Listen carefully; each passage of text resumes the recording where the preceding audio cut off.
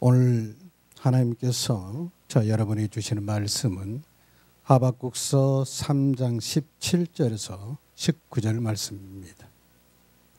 하박국서 3장 17절에서 19절까지를 제가 봉독에 올리겠습니다.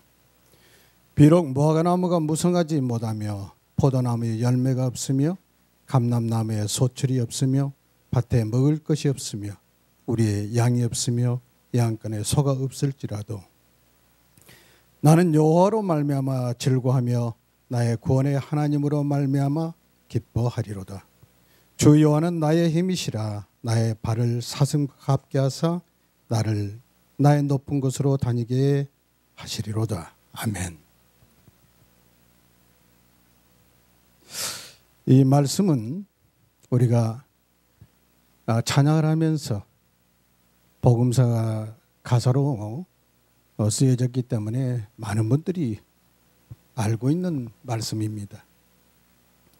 복음사에 보면 무화과나무잎이 마르고 포도 열매가 없으며 감람나무 열매 그치고 논밭에 식물이 없어도 우리 양떼가 없으며 양간에 소가 없어도 난 여호와로 즐거하리. 난 여호와로 즐거하리. 난 구원의 하나님으로 인해 기뻐하리라 라고 찬양을 통해서 우리가 신앙을 고백하고 있습니다. 저는 이 말씀을 통해서 진정 가난한 자 누구인가? 그래서 제목을 가난 중에 가난이라는 제목을 가지고 첫째, 주님이 없는 가난.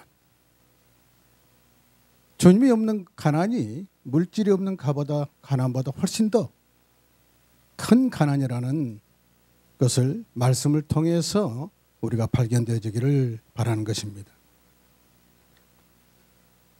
이 말씀을 역으로 하면은 무화과나무가 무성하고 포도나무의 열매가 풍성하고 감람나무에 소출이 많고 밭에 먹을 것이 넘치고 우리의 양이 있고 그리고 양간에 소가 있을지라도 내게 구원의 하나님 여호와가 아니 계시면은 우리 인생에게는 즐거움도 없고 기쁨도 없다는 것입니다. 그야말로 마른 땅 강야길을 걸어가는 그러한 인생이 주님이 없는 사람들의 삶입니다. 성도는 고난 중에도 하나님을 바라보며 기뻐하고 또한 찬송을 들으며 평강을 누려합니다. 하박국 선지자는 3장 18절 19절에 나는 여호와로 말미암아 즐거워하며 나의 구원의 하나님으로 말미암아 기뻐하리로다. 주 여호와는 나의 힘이시라고 고백하고 있습니다. 이 고백이 저 여러분의 고백이 되시기를 주님의 이름으로 축원합니다. 이 노래는 강포하고 폐역해서 율법이 해가고 정의가 실현되지 않는 그리고 의인들이 악인들에 둘러싸여 있는 유다 예루살렘을 왜 하나님은 그대로 보고 계시냐고 하박국 선지자가 하나님께 따지듯 묻고 있습니다. 그런데 하나님께서는 그 예루살렘을 유다와 예루살렘을 하나님께서는 그 악한 것들을 징벌하시기 위해서 더 악한 갈대 사람이라면 바벨론입니다. 바벨론을 들어서 이들을 징벌하시게 될 텐데 이것을 듣고 하박국 선지자는 입술이 떨리고 창자가 떨리는 충격을 받았다고 했습니다. 악인들을 징책해서 더 악한 자를 들어서 치시겠다는 하나님의 말씀을 들었을 때 하박국 선지자는 낙심하고 포기하지 않았습니다. 그는 그 문제 즉 바벨론을 통해서 유다가 멸망당할 것이라는 것을 예고를 받았을 때 그 문제를 끌어안고 있고 낙심하는 것이 아니라 하나님을 끌어안고 하나님 앞에 나가서 기도했습니다. 하박국이라는 이름의 의미가 껴안다, 포옹하다라는 그런 뜻입니다. 우리는 세상을 살아가면서 문제가 있으면 문제를 끌어안고 문제와 씨름할 것이 아니라 그 문제를 들고 나가서 하나님을 끌어안고 주님을 끌어안고 그 문제를 내놓고 부르짖어 기도해야 될 것입니다. 하박국 선지자는 여호와여 주는 주의 일을 수년 내 풍요하옵소서 이 수년 내에 나타내시옵소서. 진노 중에도 긍휼을 잊지 마옵소서라고 하나님 앞에 간절하게 기도합니다. 그 기도 가운데서 하박국 선지자가 응답을 받고 이 노래를 부른 것입니다. 지금 경제가 심히 어렵습니다. 경기는 침체되고 물가는 오르고 실업은 늘어나고 있습니다. 그리고 우크라이나 전쟁은 아직 끝나지 않고 날마다 코로나의 확진자 수가 또 늘어나고 있습니다. 남북관계도 긴장 상태가 고조되고 있습니다. 그러나 우리는 이러한 상황이나 환경이나 문제를 바라보지 마시고 그 문제를 다스리는 하나님 앞에 나가서 모든 것을 주장하시고 모든 것을 합력해 선을 이루시는 하나님께 감사와 찬양으로 그리고 영광을 돌리며 기도해야 될 것입니다. 요즘 요 며칠 사이에 우리나라는 우리 국민들은 심히 슬픔에 빠졌습니다. 이태원 참사로 인해서 많은 희생자가 발생했습니다. 선진 대한민국에서 후진국에서나 발생할 수 있는 그러한 압사로 인해서 많은 희생자가 발생했는데 더욱 슬프고 화가 난 것은 어떤 책임 있는 당국자도 내 책임이라고 고백하고 진솔한 사과를 하는 사람이 없었다는 것입니다. 비록 하나님 믿는 우리는 할로윈데이라는 그것이 축제나 문화로 잡는 것에 대해서 자리 잡는 것에 대해서 결코 찬성할 수는 없지만은 이번 참사로 인해서 희생되신 많은 분들 그분들을 애도하고 또한 유가족들의 그 슬픔을 하나님의 위로와 이웃들의 관심과 사랑으로 인해서 속히 극복되기를 우리 하나님의 사람들이 그 슬픔을 끌어안고 하나님 앞에 나가서 기도해야 될 것입니다. 우리는 누님과 늘 주님과 함께 해야 합니다. 오늘 말씀을 통해서 진정 농경사회에서 무화과 잎이 마르고 그리고 포도에 열매가 없고 감람나무 소출이 그치고 논밭에 식물이 없고 우리의 양이 없고 양간에 소가 없다면 얼마나 가난한 삶입니까? 그런데도 여호와를 찬송할 수 있다는 것은 주님 없이는 살 수 없다는 것 아닙니까? 이런 육적인 물질적인 가난보다 주님이 없는 것이 더 가난한 영적인 가난한 삶이라는 사실을 기억하시고 날마다 주님 앞에 나가 더 부르짖어서 기도하시는 여러분이 되시고 오늘 말씀이 듣는 여러분들께서는 찬송가 292장 주 없이 살 수 없네 그 찬양을 한번 부르시기를 주님의 이름으로 축원합니다. 두 번째는 진리 없는 가난입니다. 말씀이 없는 가난. 아모스 8장 11절에서 13절 보면은 주 여호와의 말씀이니라 보라 날이 이를지라 내가 기근을 땅에 보내리니 양식이 없어 주림이 아니며 물이 없어 가람이 아니요 여호와의 말씀을 듣지 못한 기갈이라. 사람이 이 바다에서 저 바다까지 북쪽에서 동쪽까지 비틀거리며 여호와의 말씀을 구하려고 돌아다녀도 얻지 못하리니 그날에 아름다운 처녀와 젊은 남자가 다 갈아여 쓰러지리라. 아멘. 말라기 위에 주님이 오실 때까지 400년간을 암흑시대라고 그럽니다. 왜? 하나님께서 선지자를 세우지 않으셨고 구약시대나 선지자를 통해서 말씀을 주셨는데 선지도 세우지 않았고 하나님 말씀이 없으셨기 때문에 그 기간을 암흑기라고 말씀하고 있는 것입니다. 말씀을 듣지 못한다는 것은 하나님 말씀이 하나님께서 침묵을 하셨거나 아니면 하나님이 떠나셨음을 뜻하고 있는 것 아니겠습니까? 성도는 하나님의 말씀을 떠나서는 살 수가 없습니다. 결코 하나님의 말씀을 잃어버려서는 안 됩니다. 호세아서 4장 6절에서도 내 백성이 지식이 없어서 망하는도다. 너희가 지식을 버렸음에도 나도 너를 버려 내 제사장이 되지 못하게 할 것이요 내가 내 하나님의 율법을 잊었으니 나도 내 자녀들을 잊어버리라고 말씀하고 있습니다.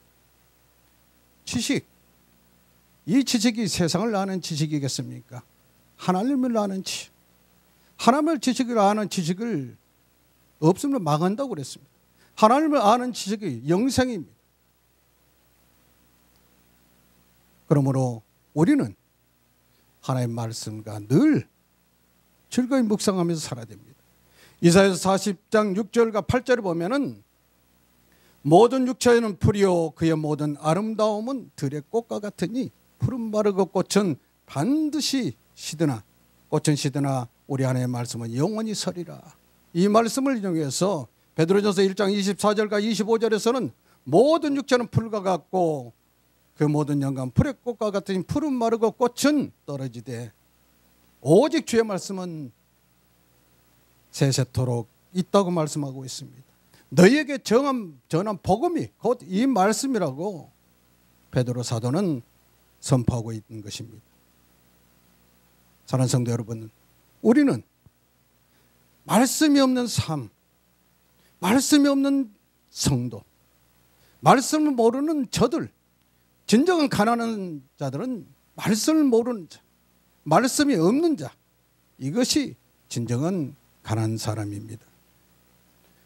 요서 1장 8절에서 율법책을 내 입에서 떠나지 말게 하며 그 율법을 주야로 묵상하여 그 안에 기록된 것을 다 지켜야 행하라. 그리하면 내 길이 평탄할 것이요 내가 형통하리라고 말씀하고 있습니다. 시편 1장 2절에서 복 있는 사람은 여호와 율법을 즐거워하여 그 율법을 주야로 묵상하는도다. 그러므로 그의 행하는 모든 것이 형통하리라고 말씀하고 있습니다. 우리는 하나님의 말씀을 즐거이 주야로 묵상함으로 인해서 하나님으로부터 복을 받고 사는 인생들이 되시기를 예수님의 이름으로 축원합니다. 세 번째는 믿음이 없는 가난입니다. 계시록 3장 17절에서 18절에 보면은 라오디아 교회에 하나님의 책망을 하십니다. 14절에서 라오디아 교회의 사자에게 편지하라. 아멘이죠. 충성되고 참된 증인이시오 하나님의 창조의 근본이시니까 이르시되. 17절 내가 말하기를 나는 부자라 부유하여 부족한 것이 없다 하나 내 공고한 것과 가련한 것과 가난한 것과 눈먼 것과 벌거벗은 것을 알지 못하는도다.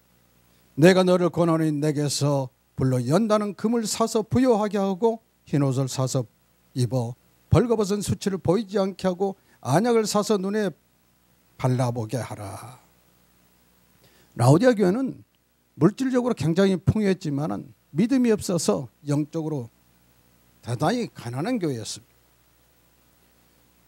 그러므로 그들이 영적으로 빈곤했고 영적으로 가난했고 영적으로 어두웠기 때문에 자신들이 공고한 것과 가련한 것과 그리고 가난한 것과 눈먼 것을 알지 못했습니다. 자신을 알지 못하면 교만해지게 됩니다. 사람이 인생이 자신을 알고 자신의 한계를 발견하고 자신의 연약함을 깨달았을 때 겸손해질 수 있다는 것입니다. 사도바같이 위대한 사도도 로마서 7장 24절에 보면 오라 나는 공고한 사람이라도 이 사망의 몸에서 누가 나를 건지내랴. 공고한 우리 인생은 죄와 항상 싸울 수밖에 없습니다. 그러나 내 힘으로 죄를 싸워서 이길 수 결코 없습니다. 그래서 사도바울 같은 위대한 그 사도도 자신이 오호라 나는 공고한 자라고 고백하고 있습니다. 자신의 한계를 인정하고 있습니다. 그래서 자신의 한계를 발견했기 때문에 주님을 의지함으로 말미암아 죄를 이겨내는 것입니다. 가련하다고 그랬습니다. 이것은 영적으로 빈곤한 사람입니다. 예수님의 부활을 믿지 못하는 사람. 고린도전서 15장 19절에서는 이런 사람을 가려하는 사람이라고 했습니다. 만약 그리스도 안에서 우리가 바라는 것이 다만 이 세상의 삶뿐이라면 모든 사람들 우리가 더욱 불쌍한 자이래라. 즉 부활을 믿지 못하는 사람. 부활이 없다면 기독교의 근거가 완전히 소멸되어 버립니다. 그리고 부활이 없다면 모든 믿는 사람한테 우리가 가장 불쌍한 사람이라는 것, 그 말이 맞습니다. 우리는 부활의 소망을 가지고 하나님 앞에 날마다 나아가는 것 아니겠습니까? 눈먼 것, 진리를 모르는 영적 소경입니다. 라오디게아 교회는 물질에는 눈이 밝았습니다. 이제는 눈이 밝았지만은 그들이 영적 소경이 됐기 때문에 하나님의 진리를 발견하지 못했습니다. 벌거벗은 것은 수치를 얘기하고 있습니다. 그들이 라오디게아 성도 사람들은 굉장히 부자였기 때문에 모피로 인해서 아름다운 옷을 칭칭 감아 있었지만은 그것을 하나님께서는 결코 벌거벗은 자라고 그랬습니다. 세상에 몸을 가리는 의복이 아니라 성도는 의의 옷, 그리스도의 옷으로 우리는 갈아입어야 됩니다. 하나님 의의 옷, 즉 그리스도의 의의 옷을 입지 않으면 벌거벗은 것과 진배가 없다는 것입니다. 이를 통해서 하나님께서는 19절에서 이들을 징계하노니, 근데 징계하고 책망하는 것은 하나님께서 사랑하셔서입니다. 그래서 우리가 세상을 사랑하면서 하나님으로부터 징계를 받고 책망을 받을 때 하나님의 사랑받고 있는 자라는 사실을 깨달은다면 소망 가운데 다시 주님 앞에 나갈 수 있는 것입니다. 그래서 하나님께서는 징계했을 때 이들에게 열심을 내고 회개하라고 말씀하고 있습니다. 징계받고 책망받을 때 우리는 하나님 앞에 회개해야 될 것입니다. 그리고 불로 연다는 금이라는 것은 믿음을 말씀하고 있습니다. 불로 연다는 금을 사라. 믿음을 사라는 것이면 믿음 없는 사람 믿음을 사야 됩니다. 베드로전서 1장 7절에서 불과 같은 시험과 시련 가운데서 믿음을 지켜 연단받는 신앙, 즉 영적으로 부유하게 되는 것입니다. 믿음의 부자들, 이런 사람들은 어떤 시련이 와도 어떤 시험이 와도 어떤 환경이 오더라도 당당하고 담대해질 수가 있는 것입니다. 흰옷은 사죄를 받고 의롭다 하심을 입은 하나님의 사람들은 그리스도의 옷을 입고 몸으로 순종해야 합니다. 마음으로 그리스도의 옷을 입고 몸으로 순종해서 성화돼 가는 삶, 그것이 흰옷을 입는 것입니다. 안약은 육신의 눈이 아닌 영적인 눈을 말씀하고 있습니다. 우리 육신의 눈도 만약에 어두우면은 세상이 다 어둡습니다. 마찬가지로 영적인 눈이 어두우면은 하나님을 발견하고 하나님의 진리를 발견하지 못합니다. 그래서 이 안약은 성령의 감동으로 하나님의 말씀을 순종하는 것이 바로 영적인 눈이 밝아지는 안약이라는 사실입니다. 요한복음 9장에 보면은 소경이 예수의 말씀에 순종해서 신랑 못에 가서 씻을 때 눈이 밝아졌습니다. 세상적으로 생각하면 물에 가서 눈을 씻는다고 눈이 밝아지겠습니까? 그럼에도 불구하고 하나님 말씀이기 때문에 그 말씀에 순종해서 그 말씀대로 행했을 때 그 눈이 밝아졌다는 것입니다. 이와 같이 하나님의 말씀을 믿고 따라갈 때 우리의 영안이 밝아지는 것을 믿으시기 바랍니다. 라오디게아 교회를 향해서 금을 그리고 흰 옷을 안약을 사라는 것은 대가를 지불하라는 것입니다. 얻는 것이 있으면 잃는 것이 있습니다. 사도 바울은 빌립보서 3장 8절에서 주를 위하여 모든 것을 잃는다고 그랬습니다. 모든 것을 잃어버리고 배설물로 여겼다고 말씀하고 있습니다. 주님보다 귀한 것이 어디가 있습니까? 믿음보다 귀한 것이 어디가 있겠습니까? 말씀보다 귀한 것이 어디가 있겠습니까? 믿음을 얻기 위해서, 말씀을 얻기 위해서, 그러기 위해서는 우리의 수고와 시간과 물질을 하나님께 드리는 것을 아끼지 말아야 될 것입니다. 하박국서 2장 4절과 갈라디아서 3장 11절 그리고 히브리서 10장 8절에서 의인은 믿음으로 살리라고 말씀하고 있습니다. 믿음이 없어서 하나님의 약속을 의심하지 말고 믿음으로 견고해져서 하나님께 영광을 돌리는 저 여러분 되시기를 예수님의 이름으로 축원합니다. 네 번째는 사랑 없는 가난입니다. 사랑 없는 가난. 톨스토이는 단편소설 작품에서 사람 무엇으로 사는가라는 제목의 그 단편소설을 썼습니다. 그 소설의 요지는 사람은 다른 사람들보다 사랑을 받고 사는 존재라는 것입니다. 사람은 사랑을 받고 살아야 됩니다. 이 말은 모든 사람에게 해당되는 말이지만 특히 우리 그리스도인들, 하나님의 특별한 사랑을 받아서 영원히 죽을 수밖에 없는 죄 가운데서 구원을 얻고 예수 그리스도로 말미암아 새 생명을 얻었으니 우리는 하나님을 사랑하고 이웃을 사랑해야 합니다. 하지만 자꾸만 세상은 어떻습니까? 갈수록 강팍해지고 사랑이 메마가려는 것이 현상 아니겠습니까? 마태복음 24장에서 예수님께 제자들이 말세에는 어떤 징조가 나타나겠습니까? 하고 있을 때 여러 가지 징조 중에서 마지막 말씀하실 때 세상 끝에는 무슨 징조가 있을까 물어 여쭈었을 때 하나님 예수님께서 24장 12절에서 불법이 성함으로 많은 사람의 사랑이 식어지리라. 말세에는 사랑이 식어진다는 것입니다. 시대가 악해지면은 사랑을 베풀기조차 염려가 되는 것입니다. 주저하게 되고 그러므로 사랑이 식을 수밖에 없습니다. 사랑이 없는 가난한 시대, 이것이 종말의 징조이기도 합니다. 사랑하는 성도 여러분, 고린도전서 13장 사랑장입니다. 내가 사람과 천사의 말 할지라도 사랑이 없으면 소리나는 구리와 울리는 꽹과리 되고, 내가 애연한 능력이 있어 모든 비밀과 모든 지식을 알고 또는 산을 옮길 만한 믿음이 있을지라도 사랑이 없으면 내가 아무것도 아니. 내가 내게 있는 모든 것을 구제하고 내 몸을 불살하게 내줄지라도 사랑이 없으면 내게 아무 유익이 없느니라. 사랑은 오르지 않고 사랑은 온유하며 시기하지 않으며 사랑은 자랑하지 아니하며 교만하지 아니하며 무례하지 아니하며 자기에게 유익을 구하지 아니하며 성내지 아니하며 악한 것을 생각하지 아니하며 불을 기뻐하지 아니하고 진리와 함께 기뻐하며 모든 것을 참으며 모든 것을 믿으며 모든 것을 바라며 모든 것을 견딘다고 말씀하고 있습니다.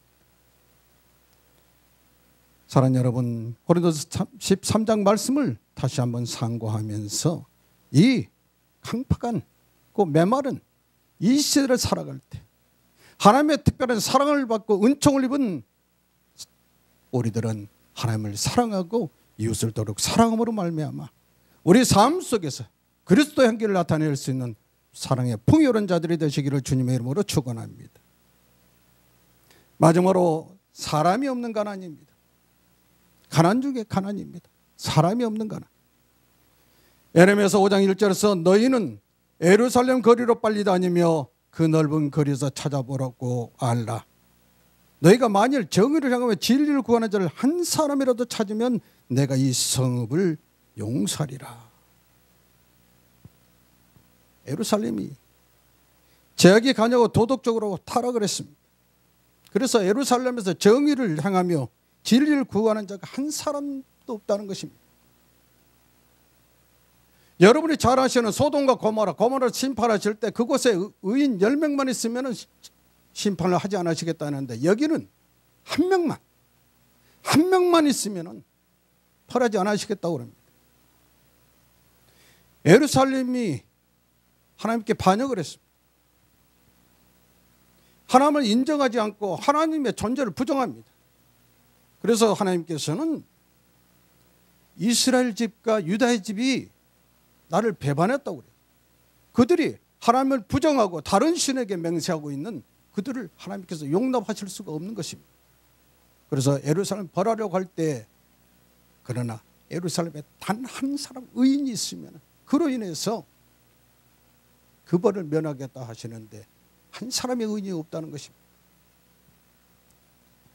우리가 잘 아는 소돔과 고모라 창세기 18장 20절에서 32절을 보면은 여호와께서 또 이르시되 소돔과 고모라에 대한 부르짖음이 크고 그 죄악이 심히 무거우니 그래서 내가 이제 내려가서 그 모든 행한 것이 과연 내게 들린 부르짖음과 같은지 그렇지 않은지 내가 보고 알려하노라. 그래서 아브라함에게 오셨을 때 내 친구 아브라함에게는 내가 뭘 숨기겠느냐. 그래서 소돔과 고모라를 심판하시겠다는 것을 나타내십니다. 그때 아브라함이 악인과 의인을 함께 심판하시겠습니까? 만약에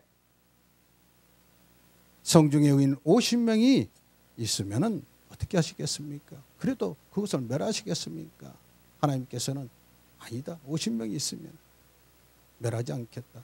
혹시 그러면 5명이 부족한 45명이면 어떻겠습니까? 그러면 45명 때문에 40명이면요. 40명 때문에 그럼 30명이면 30명 때문에 20명이면 어떻게 하시겠습니까? 20명입니다. 마지막에 아브라함이 주는 노하지 마옵소서. 이제 자꾸만 하다 보니까 이제 노하실까 봐. 이제 마지막으로 10명만. 혹시 10명 있으면 어떻게 하시겠습니까? 그러니 내가 10명 찾으면 멸하지 않겠다. 하지만은 소돔과 고모라는 의인 10명이 없었습니다.